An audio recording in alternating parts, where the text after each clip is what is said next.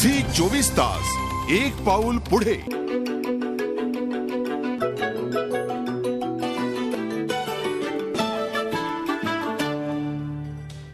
कापसाच्या American BT वाणानं राज्यात काही वर्षापासून चांगलीच प्रसिद्धी मिळवली आहे। अधिक उत्पादन मिळत असल्यानं बीटी बियाणं मिळवण्यासाठी शेतकऱ्यांना अधिक पैसे देऊ करतात। एवढंच नाही तर हे बियाणं मिळवण्यासाठी कधी गोळीबार तर कधी दंगलीच्या घटनांचाही अनुभव घ्यावा लागला।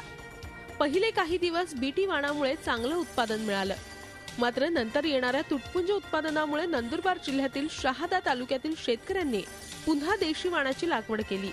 खेडगीर गावातील मनीष पाटील यांनी तर फक्त 25,000 रुपयांचा खर्च करून एकरी 10-12 क्विंटल कापसाचं उत्पादन मिळणार असल्याचं सांगितलंय। आम्ही नेहमी बीटी वाण लावत होतो।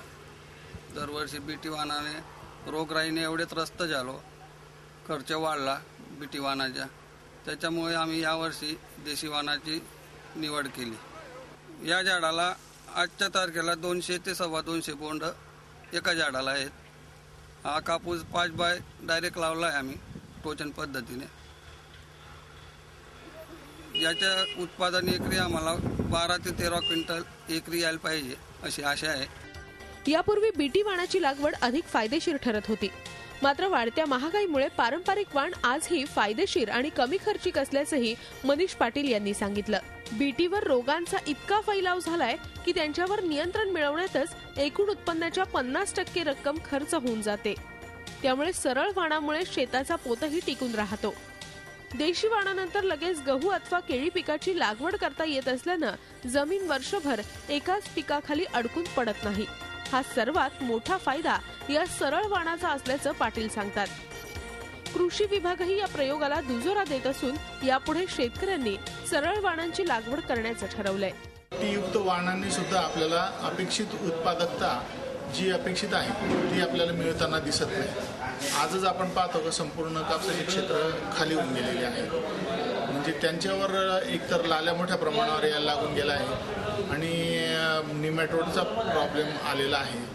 काही बुरशीजन्य रोग त्यांच्यावर यायला लागलेले आहेत आणि रस शोषण करणाऱ्या किडीचा प्रादुर्भाव मोठ्या प्रमाणावर व्हायला लागलेला आहे। आणि म्हणून आता शेतकरी परत विचार करू लागला तर पूर्वीचे हे जे सरळ वाण आहेत Y1 आणि त्यानिमित्तानेच आता अंबिका 12, अंबिका 18 हे नवीन वाण त्या रूपाने पुढे येताना दिसत आहेत आणि त्याची उत्पादकता आपण आताची पाहिलेली आहे। शहादा भागामध्ये काही एकरी 10 क्विंटल जर मिळत असेल आणि त्याच्यावर होणारा जो खर्च आहे हा जर कमी झालेला असेल तर ते शेतकऱ्यांना फायदेशीरच ठरणार आहे।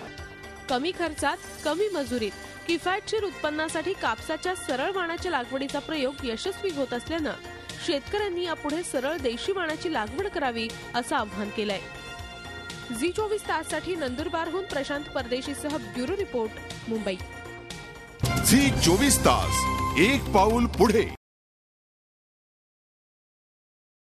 झी 24 तास एक पाऊल पुढे। सचिन तेंडुलकरनं काल रात्री मातोश्रीवर ठाकरे कुटुंबियांची भेट घेतली। बाळासाहेब ठाकरेंच्या पार्थिवावर अंत्यसंस्कार करण्यात आले, पण त्यावेळी सचिन तेंडुलकर अहमदाबादमध्ये टेस्ट मॅच खेळत होता, त्यामुळे तो बाळासाहेबांच्या अंत्यदर्शनासाठी येऊ शकला नाही। बाळासाहेबांच्या निधनानंतर सचिननं ट्विटरवरून श्रद्धांजली अर्पण केली होती। त्याचबरोबर अहमदाबादमध्ये टेस्ट मॅचमध्ये असल्यानं अंत्यदर्शनाला उपस्थित राहू शकणार नाही याबद्दलही दुःख व्यक्त केलं होतं। पण अहमदाबाद टेस्ट संपताच सचिन मातोश्रीवर पोहोचला आणि त्यानं उद्धव ठाकरे यांची भेट घेतली। झी 24 तास एक पाऊल पुढे।